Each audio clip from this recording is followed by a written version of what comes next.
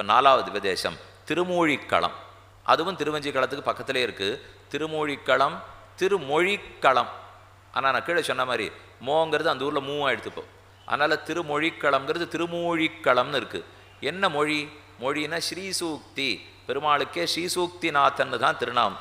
ஸ்ரீசூக்திநாதன் திருமூழிக்களத்தான் நின்ன திருக்கோலம். மதுரவேணியின் ஆட்சியார் சங்க தீர்த்தம் கிழக்கு நோக்கி திருமுகமண்டலம். லக்ஷ்மணனாலே நன்கு பிரதிஷ்டை பண்ணப்பட்ட ஊர்.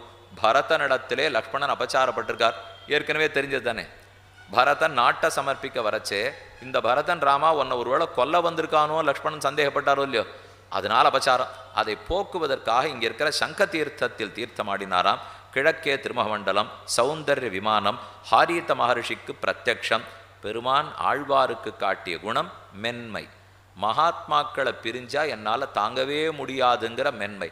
மகாத்மாக்கள் விரகம் சகியாத மார்தவம் வளத்தின் களத்தே கூடுபூரிக்கும்னு அழகிமணவாள பெருமாள் நாயனார் சாதிக்கிறார். நம்மாழ்வார் தம்முடைய திருவாய்மொழியில் 10 பாசுரங்கள் பாடியிருக்கார். எங்கானல் அகங்கழிவாய் இறைதேர் தூது விடுகிற பாசுரங்கள். பெருமானிடத்திலே நான் இந்த மாதிரி சமப்பட்டுருக்கேன்னு போய் சொல்லுங்கோ. என்ன நாயக்கி நாயக்கனை குறித்து பறவையை தூது விடுவாள். அதை போல நம்மாழ்வார் தூது விட்டிருக்கார். சரித்திரம் என்னான்னு பார்ப்போம். ஹாரீத மகரிஷி இங்கு பகவானை குறித்து தவம் புரிந்தார்.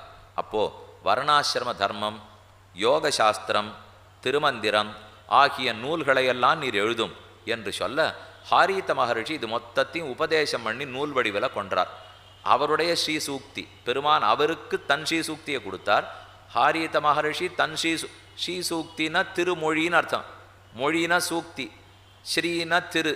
அப்போ திருமொழி, திருமொழிக்களம், ஸ்ரீசூக்தி. அப்போ அந்த ஸ்ரீசூக்தி நாதனாக இருக்கிறது தான் திருமொழி நாதனாக இருக்கார்னு அர்த்தம். திருவாய்மொழின்னு நம்மாழ்வார் பாடுறதை சொல்கிறோம், திருமொழின்னு திருமங்கையாழ்வார் பாடுறதை சொல்கிறோம்.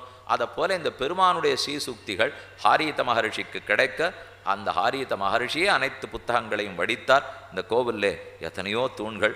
அங்கே எங்கே பார்த்தினாலும் வெளியில் இப்போது அவளுடைய கோபுரமே வேறு மாதிரி இருக்கும் இல்லையோ, அந்த கோபுரமே இப்படி கட்டி வச்சிருப்பா. ஏன்னா ஒரே மழை கொட்டித்துன்னா அந்த ஜலம் முழுக்க கீழே போனோம் இல்லையோ.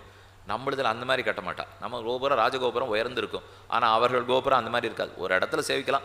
திருவனந்தபுரத்தில் படகு மாதிரி சற்று குள்ளமாக இருக்கும். திருவனந்தபுரத்தில் மட்டும் அந்த 7 நில கோபுரத்தை சேவிச்சுக்கலாம். மற்ற இடத்துல எல்லாம் பார்த்தீங்கன்னா இருக்கும், விமானம் இருக்கும், கோபுரம் இருக்கும். ஆனால் வேறு மாதிரி அமைப்பு, ஓட்டு வீடு கட்டியிருக்க மாதிரி இருக்கும். மொத்த ஜலமும் போயிடும். அதை மொத்த பிராகாரம், நீண்ட பிராகாரம் இருக்கும். பிராகாரம் முழுவதும் 1,00,000 தீபம் வச்சுருப்பா. எப்போ வேணும்னாலும் 1,00,000 தீப உற்சவம் பண்ணிவிடுவா.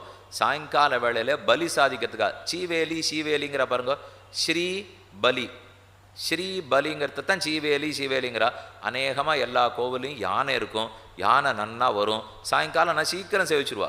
4:15 மணிக்கு சேவிச்சு விடலாம். காலங்கார்த்தால 4:15, கார்த்தால 4:15க்கு விஸ்வரூபம் ஆச்சுன்னா 10:30 மணிக்கு நடை அடைச்சிடுவா. அவள் அந்த நடை சாத்துறதுன்னுவா. 10:30 மணிக்கு சாத்திடுவா. சாயங்காலம் 5 மணிக்கு தான் திறப்பா. 7:45க்கு போனேன்னா ஒன்னப்படி என்னப்படி தான். அதுவே கஷ்டம். 7:30க்குள்ளே போனால் ஒழுங்காக சேவிக்கலாம். அதுக்கு மேலே நாள் எல்லாம் இயற்கையோடு ஒன்றி இருக்கக்கூடிய க்ஷேத்திரங்கள். நிறைய இடத்துல காடும் மலையுமா இருக்கும். ஒரே ஜலப்பிரதேசமாக இருக்கும். அதனால் சீக்கிரம் போய்க்கணும். அந்த நேரம் கொடுத்துட்றாவா. 4:15லேருந்து 10:15, 6 மணி நேரம் இருக்குது.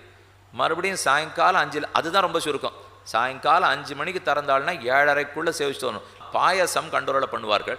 பாயசம் பண்ணி நம்ம கொடுப்பா வாங்கிட்டு வந்துடலாம். இதுக்காக சொல்ல வந்தேன்.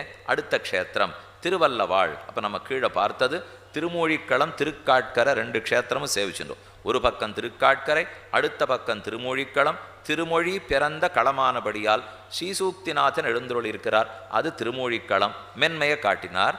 ஆழ்வாருக்கு பெருமான் காட்டிய குணம் மார்தவம், மென்மை.